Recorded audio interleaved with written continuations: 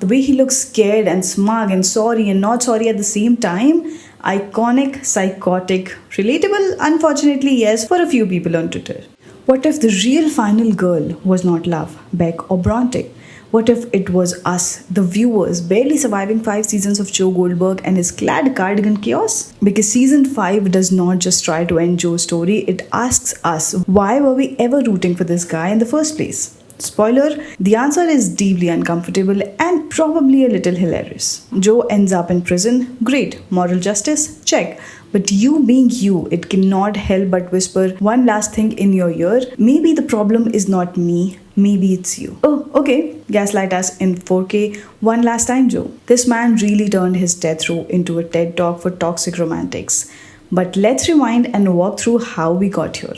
With all the murder, trauma, and book references we've come to know and unfortunately normalize. Look, forget the gunshots, forget the cage. The moment Joe truly breaks is when Henry, his son, calls him out. You lied, it was you. You're the monster. Mic drop. That's not just a kid lashing out, that's every layer of Joe's self-justified narrative snapping in one line. Love said this would happen back in season 3. She knew Henry would see through him. And here it is, the ultimate mirror. Not a woman, not a therapist, his son. Joe's biggest fear was not getting caught, it was being seen.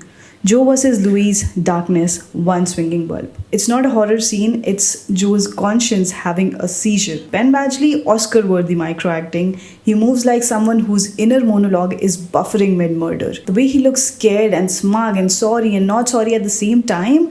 Iconic, psychotic, relatable, unfortunately, yes, for a few people on Twitter. Okay.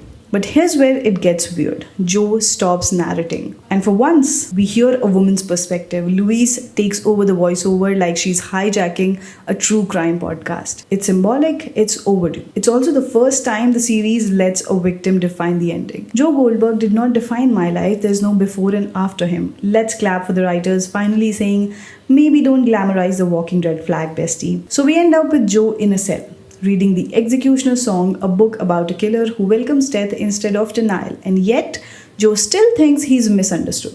He's still justifying, he's still narrating. But here's the kicker, we are still listening. Because this was not just Joe's story, it was ours. The show made us complicit, made us feel for him, laugh with him, forgive him. And now it points the finger back. Maybe the problem is not me, maybe it's you. A man who's murdered so many women and still has stands on Tumblr. So Joe ends up with nothing.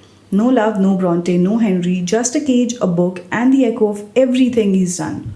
He says, maybe the problem is you. And maybe that's the most honest thing he's ever said. Alright, smart weirdos, what was your moment? When did you stop rooting for Joe? Or did you? Drop your "he had me until" moment in the comments. This is a safe space for emotional whiplash and unlearning toxic book boyfriends. Let's overthink this, shall we?